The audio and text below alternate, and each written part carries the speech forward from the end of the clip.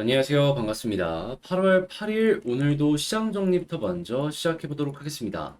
자, 들어보시고 도움 된다면 구독, 좋아요, 알림 설정 한 번씩 눌러주시면 감사하겠습니다. 자, 일단 뉴욕 증시는 대표적인 인플레이션 지표인 이 CPI 발표를 앞둔 가운데 최근 지수 하락에 따른 반발 매수세, 그러니까 이제 눌림목이 나왔다라고 보시면 되겠죠. 그러다 보니까 3대 지수 모두 상승 마감하게 되었습니다. 자, 이 부분이 어떤 내용인지 조금만 디테일하게 말씀드리도록 하자면, 오는 10일에 이 CPI 소비자 물가 지수가 발표될 예정입니다. 자, 근데 이 CPI 같은 경우엔 뭐다? 연준이 굉장히 선호하는 소비자 물가 지수다. 그러면 향후에 금리 인상이니 동결이니 인하니 이 방향성을 잡는데 이 부분이 굉장히 큰 도움이 될 것이다. 이렇게 생각을 할 수가 있겠죠. 자, 이런 상황에서 시장에서는 7월 CPI가 전월 3% 대비 소폭 오른 3.3%를 예상하고 있고, 그리고 변동성이 큰 에너지와 식품을 제외한 근원 CPI는 전월 4.8에서 소폭 내린 4.7을 기록할 것이다 라고 보고 있습니다. 아무래도 7월에 유가가 좀 올라갔잖아요. 그러한 부분이 어느 정도 영향을 미친 것이 아닐까 싶은데 이러한 부분을 제외하면은 나머지는 소폭이나마 조금씩 빠지고 있는 모습이 보여지고 있다 생각을 할 수 있는 것이죠. 그리고 최근에 이 고용 쪽으로 봤을 때에도 고용의 이 불타오르던 것들이 조금씩 꺼지는 모습이 보여지고 있잖아요. 그럼 임금의 상승률도 줄어드는 모습이 보여지게 된다면 향후에 CPI의 이 하락률은 더욱더 가속화되지 않을까라는 것도 한번 생각해 보기 좋을 것 같습니다. 물론 아직 반영은 안 됐다라고 하더라도 기대감이라는 게 결국에는 선반영, 무조건 연결되지 않겠습니까? 그래서 일단은 이러한 부분들이 시장의 기대 심리로 연결이 되고 있다라고 보셔야 되겠지만, 그래도 장기 인플레이션이 유지될 가능성은 큰 상황이기 때문에 금리 인하가 굉장히 신중할 수밖에 없고, 인하를 한다라고 하더라도 저점은 과거에 막 0%대 금리 이건 힘들 것이고 예상치는 3%대에서 왔다 갔다 할 것이다라고 보여지고 있습니다. 지금 상황보단 좋아질 가능성이 높으니까 거기에 집중하시면서 보시는 것도 상당히 괜찮을 것 같네요. 자, 이런 상황에서 페드 위원들 간의 발언은 굉장히 엇갈리는 모습을 보여주고 있는데, 일단 미셸 보이만 페드 이사는 이날 연준 행사에 참여해 7월 회의에서 금리 인상을 지지한다라고 밝히며 인플레이션을 목표치로 되돌리기 위해서 추가 금리 인상이 필요할 것으로 생각한다라고 언급을 하기는 했지만, 존 윌리엄스 뉴욕 연은 총재 같은 경우에는 이날 한 외신과의 인터뷰에서 금리가 인플레이션의 하락 압력 줄 만큼 높다라고 밝혔고, 현 금리가 최종 금리 수준에 매우 가깝다라고 언급했습니다. 자, 그렇다라는 건 여기에서 인상 가능성 상당히 낮게 본다. 이 사람은 이렇게 본다라고 생각을 할 수 있는 것이겠죠. 그리고 실제로 시카고 상품거래소나 여러 가지를 보더라도 일단 이 9월달 FOMC에서 동결할 가능성은 86.5%를 보고 있고, 그리고 12월까지 금리 인상할 확률 역시도 26%밖에 안 되기 때문에 향후 나온 지표를 보면서 여기서 이제 변동이 조금 나오겠지만 아직까지는 현재 이 수준이 최고점이고 인하에 대한 기대감이 향후에 올라오면 올라가지 떨어지진 않을 것이다라고 생각을 할 수 있을 것 같습니다. 자, 그러면 현재 위치 어떻게 보면 시간은 우리 편이다 라고 볼 수도 있겠죠. 결국 버티면 지금 이 상황에서 금리 인하에 대한 가능성이 딱 하고 이제 올라오는 그 순간이 올 수 있을 테니까요. 자, 다만 국제 유가는 WTI 기준으로 현재 81.94달러를 기록을 하면서 1.06달러 정도 하락을 하긴 했지만 80불 이상에서 유지가 되면서 이 부분이 물가에 조금 안 좋은 부분에 영향을 미치고 있다라는 거 하나 이제 보여지고 있고요. 채권 혼조에 달러는 강세에 금 가격은 하락 마감하였습니다. 자, 그럼 이외에 우리가 지금 볼 수 있을 만한 내용들이 어떤 게 있는지 여기에 집중해서 하나씩 살펴보도록 하자면, 일단 첫 번째, 지금 중국의 7월 이 CPI 소비자 물가 지수가 하락 전망 나오고 있다라고 한답니다. 지출 부족이 물가 상승을 막았다라고 하는데 그냥 경기가 안 좋기 때문에 이런 모습이 보여지게 되었다 이렇게 생각을 할 수 있겠죠. 그래서 중국 같은 경우에는 이 경기를 어떻게든 살리기 위해서 다양한 지원책들을 꾸준하게 발표를 하고 있는데, 금리 인하도 추가적으로 나올 수도 있겠다라고 생각이 드는 이유가 뭐냐 하면, 경기가 안 좋은데도 불구하고 외환 보유액은 오히려 증가하는 소식이 들려오고 있습니다. 그렇다는 얘기는 국가적으로는 아직도 기초 체력이 많이 남아있다 보니까 무언가 할 수 있는 게 많이 남아있는 상황이다라는 거예요.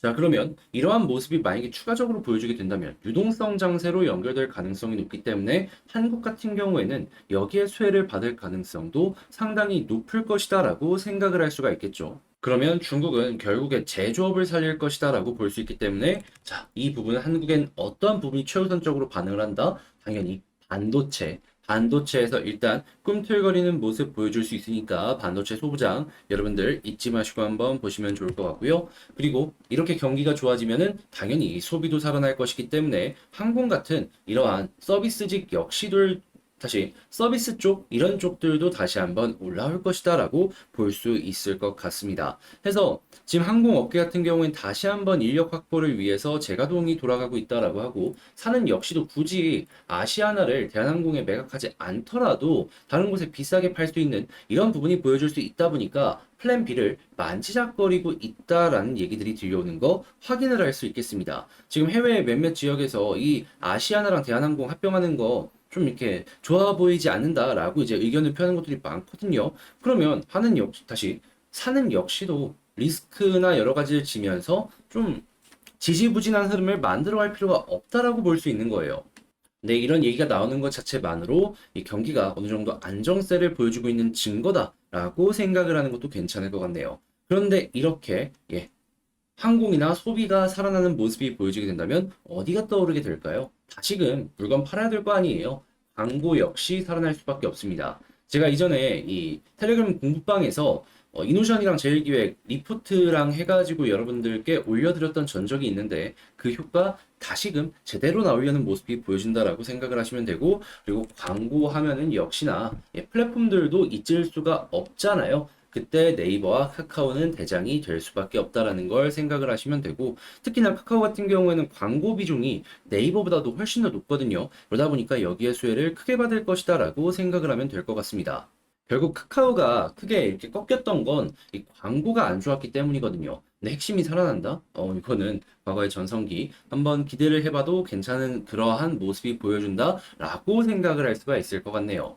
자, 그리고 디스플레이 역시도 소비가 살아나면 핸드폰 같은 경우에도 많이 팔리겠죠. 이러한 전자제품이 많이 팔렸을 때 이 디스플레이의 판매량도 증가할 가능성이 높고 특히나 이 LG 같은 경우에는 전장 쪽에 디스플레이 연결을 상당히 많이 시켜놨기 때문에 여기에 수혜 많이 받을 수 있을 것이다 생각을 할 수 있을 것 같습니다. 자, 그리고 국제유가가 올라가니까 정유기계조선 다시 꿈틀거리는 모습이 보여지고 있다 하는데 지금 이 소비가 살아나려는 이러한 것들이 조금씩 보여지고 있잖아요. 그러면 석유, 화학도 한번 보시면 괜찮을 것 같습니다. 자, 이렇게 해서 현재 상당히 괜찮은 소식들이 많이 들려오고 있구나라는 걸 이렇게 확인할 수 있었는데 어떻게 여러분들께 도움이 되었을지 모르겠습니다. 잘 봤다라고 생각을 하시는 분들이 있으시다면 구독, 좋아요, 알림 설정 한 번씩 부탁을 드리고요. 자, 그리고 지금 말씀드렸던 내용들 같은 경우에는 제가 우리 텔레그램 공방을 통해 가지고 여러분들께 자, 이런 식으로 장 시작 전에 올려드리고 같이 공부할 수 있는 내용들 제가 엄선해서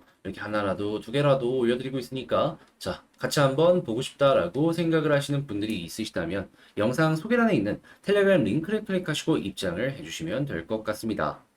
그리고 멤버십에서는 이 CPI 맞춰가지고 성장주 위주로 바이오 그리고 제가 곡물 쪽 계속 보고 있다라는 거 말씀드리고 있죠. 여기 소개해드리고 있으니까 같이 한번 보고 싶다라고 생각을 하시는 분들이 있다면 멤버십도 한번 고민을 해보셨으면 좋겠네요.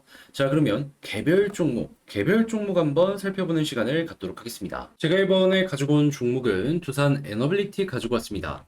일단 에너빌리티 같은 경우에 오늘 좀 힘 받나 싶었는데 이 음봉으로 끝나려는 이런 모습이 보여지고 있죠. 그래도 아직까지는 뭐 손절을 하거나 그럴 필요는 없는 것 같습니다.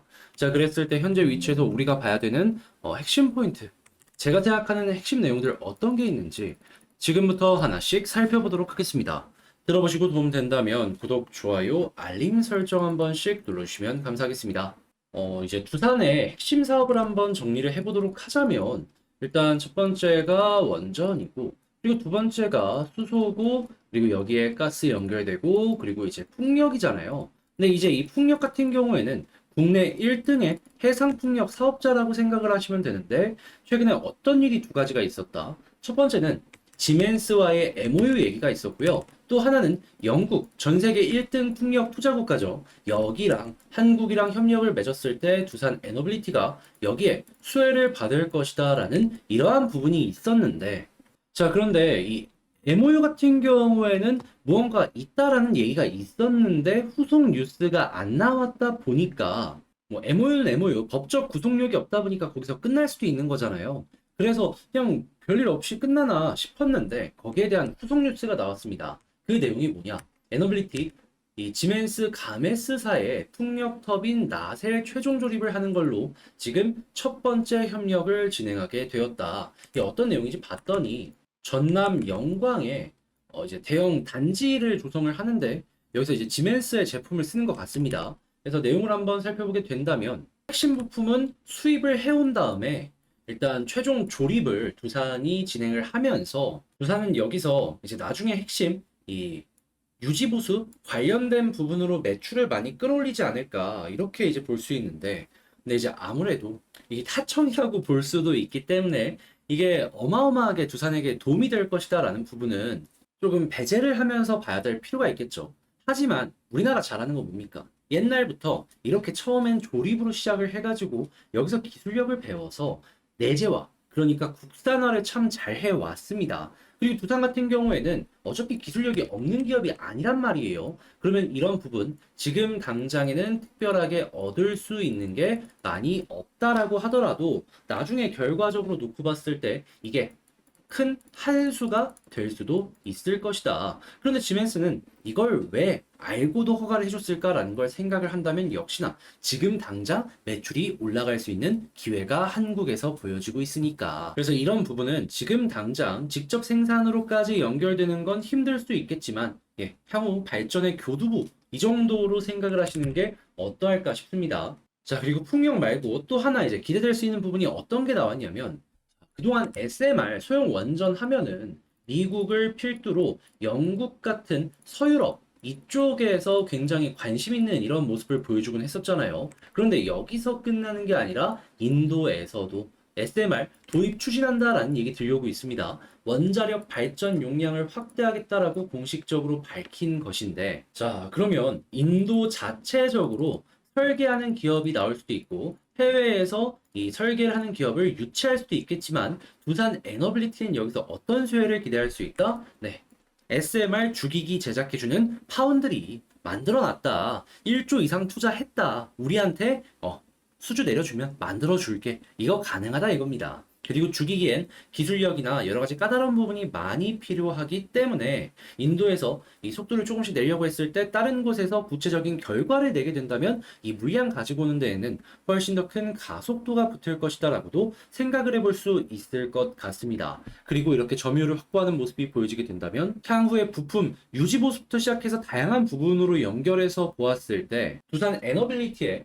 이 SMR 파운드리 사업은 정말 전 세계에서도 손에 꼽히고 가장 앞서 나가는 기업 중에 하나 이렇게도 볼 수 있겠죠. 그래서 이런 내용들도 대형 원전뿐만 아니라 소형 원전들도 계속해서 속도를 내며 발전하고 있다. 이 부분 참고를 하시며 보시면 좋을 것 같습니다. 뭐가 됐든 일단 좋은 내용 나왔다라고 보시면 될 것 같네요. 그리고 수소 같은 경우에도 지금 플랜트 완공이 얼마 안 남았기 때문에 사용처를 만들기 위해서 정부 차원에서 굉장히 적극적으로 움직이고 있고 민간 기업도 투자하고 있다는 거 확인하시면 되겠고요. 자, 그러면 두산 입장에선 핵심 사업이 전부 다 발전하고 있는데 안 볼 이유가 없겠죠. 하지만 약간의 걱정, 그런 부분이 있다면 지금 정부가 웨스팅하우스랑 대형 원전 설계 관련으로 해가지고 이 소송을 진행할 수도 있다. 뭐 이런 얘기 들려오고 있잖아요. 하다 보니까 이게 완벽하게 끝나기 전까지는 어느 정도 이제 속도를 못 내고 늘릴 수도 있다라는 부분만 감안을 하시면서 살펴보시면 좋을 것 같습니다. 근데 이것도 두산 입장에서는 그렇게 큰 악재라고 보기도 힘든 게 정 못하면 웨스팅하우스 쪽에서 하청 받으면 그만입니다. 자, 그럼 이런 상황에서 수급이랑 차트 한번 보도록 하자면요. 일단 수급부터 봤을 때 그동안은 외국인이 매도를 하다 보니까 좀 힘이 없었습니다. 그런데 지금 오늘 좀 매수로 바뀌려는 모습이 나오고 있어요. 하지만 음봉이죠. 그래서 이거 오늘 끝나고 나서 양봉 유지되면 편하게 봐도 되는데, 만약에 여기에서 이게 마이너스로 바뀌는 모습이 보여지게 된다? 그럼 아직도 시간이 조금 더 많이 필요하구나 라고 생각을 하시면서 보시고, 빨간불 돌 때까지는 버텨야 될 필요가 있다라고 말씀드릴 수 있겠습니다. 자, 그리고 지지라인을 보게 된다면 일단 가장 좋은 건 이 파란색 선 241선 이탈하지 않는 거예요. 근데 단기적으로 빠진다라고 하더라도 이전 저점 있죠. 여기 이탈이 없다면 굳이 매도할 이유는 없습니다. 하지만 여기를 이탈한다면 어떻게 된다? 조금 더 많이 빠질 수 있습니다. 그렇기 때문에 나는 시간이 좀 있다라고 하시는 분들은 버티셔도 상관없지만, 나는 시간이 많이 없다라고 하시는 분들은 여기서 일부나마 비중을 줄이는 것도 괜찮을 것 같네요. 그런 다음에 다시 올라갔을 때 매수하는 것도 하나의 방법이라고 볼 수 있는 것이죠. 버티는 것도 괜찮다라고 보지만, 그래도 그러한 성향이 안 맞는 분들도 있기 때문에 이러한 선택지가 있다라는 것만 여러분들이 감안하시면 되겠습니다. 자, 그리고 이런 상황에서 이제 올라갔을 때 어디를 봐야 될까? 이걸 좀 고려를 해야 되는데, 자, 그랬을 때 일단 볼린저 하단 여기선 찍고서 돌파를 실패했고, 여기선 아직 볼린저 하단을 찍지 못했습니다. 그렇다는 얘기는 여기서 만약에 바로 올라가서 21선을 돌파한다라고 하더라도 볼린저 밴드 상단을 만나지 못하고 이 아래에서 끝날 가능성이 높다라는 거거든요. 그러면 이 위에 있는 노란색 선 481선이 그동안은 그렇게까지 큰 저항의 역할을 안 했는데 이번에는 저항의 역할을 크게 할 수도 있습니다. 그렇기 때문에 이 부분 돌파하는지 안 하는지 이 부분 보시면 될 것 같고요. 근데 만약에 돌파를 하고 위에 볼린저 밴드 상단까지 돌파했다? 그랬을 때 이렇게 수렴 이후에 발산이 나온다라고 하면은 이전에 언덕 있죠? 여기마저 돌파하고 자리 잡는 모습이 보여지게 된다면 한 번 더 치고 가는 모습 생각해봐도 좋을 것 같습니다. 물론 강조드리는 2만 원의 매물대는 고려를 하셔야 되겠지만요. 여기를 못 뚫는다면, 여기를 소화하지 못한다면 상승에는 제한이 걸릴 수밖에 없을 겁니다. 물론 여기서도 수급 좋으면은 차근차근 뚫고 가겠지만, 그거는 조금 신경을 써갖고 그 순간에 실시간으로 봐야 될 필요가 있겠죠. 그래서 지금은 이 아랫부분에 집중해서 말씀 정리 맞춰보도록 하겠습니다. 자, 해서 총정리 한번 지금 말씀드렸던 것들 정리해보는 시간을 갖도록 하자면, 일단 첫 번째 나오는 뉴스를 봤을 때 어디를 봐도 다 긍정적인데 하나 걸리는 부분은 뭐다? 웨스팅하우스다. 이것 때문에 약간의 이 힘없는 모습이 보여지는 것 같으니까 후속 뉴스는 어떻게 나오는지 꼭 보셔라. 자, 그리고 두 번째, 수급 같은 경우에는 아직까지 외국인이 돌아서지 못하고 있다. 하기 때문에 돌아설 때까지는 버텨야 된다. 그리고 세 번째 지지라인은 241선인데 여기를 이탈한다라고 하더라도 이전에 저점을 이탈하지 않는다면 굳이 매도할 이유는 없다. 근데 만약에 이탈한다면 좀 더 빠질 수 있다는 건 감안을 하고 다시 올라왔을 때 매수하는 것도 하나의 방법이다. 자, 그리고 네 번째, 올라간다라고 했을 땐 21선 돌파하는지 주목하고, 그랬을 땐 지금은 481선 돌파할 수 있는지 없는지 봐야 된다. 근데 만약에 여기까지 뚫어주는 모습이 보여지게 된다면 19,000원 여기 부근 갈 수 있는지 보고 여기마저 뚫게 된다면 2만원까지 수월하게 올라갈 수 있는지 이거 보시면 되겠다. 근데 2만원 또 매물대이기 때문에 여기서는 소화의 시간이 필요하니 이때는 수급이랑 같이 연결해서 보셔라 라고 말씀드리며 에너빌리티 정리 최종적으로 맞춰볼 수 있겠습니다. 자, 어떻게 여러분들께 도움이 되었을지 모르겠어요. 잘 보셨으면 하는 바람으로 준비 많이 했는데 이 부분이 여러분들께 도움이 되었다, 괜찮았다라고 생각을 하신다면 구독, 좋아요, 알림 설정 한 번씩 부탁을 드리고요. 여러 가지 금리 관련으로도 굉장히 긍정적인 여러 가지 지표들이 나오고 있거든요. 그런 만큼 성장주 주목을 해야 된다라고 말씀드리는데, 저는 바이오 그리고 올해 하반기까지 곡물 말씀 계속 드리고 있습니다. 이런 부분 같이 한번 보고 싶다라고 하시는 분들은 멤버십도 고려를 해보셨으면 좋겠습니다. 자, 이상 주식 정리해드리는 주정남이었고요. 오늘 덥고 이제 내일 좀 이제 태풍 오면서 풀리고 내일 모레부터는 약간 서늘해진다라고 합니다. 더위 때문에 고생하셨던 분들 모두 정말 오랜 시간 동안 고생하셨다, 열대야 고생하셨다라고 말씀드리며 마치고요. 자, 이제 시원한 이번 주 하반기를 기대를 하면서 다음에는 더 좋은 영상으로 다시 인사드리도록 하겠습니다. 끝까지 시청해주셔서 감사합니다.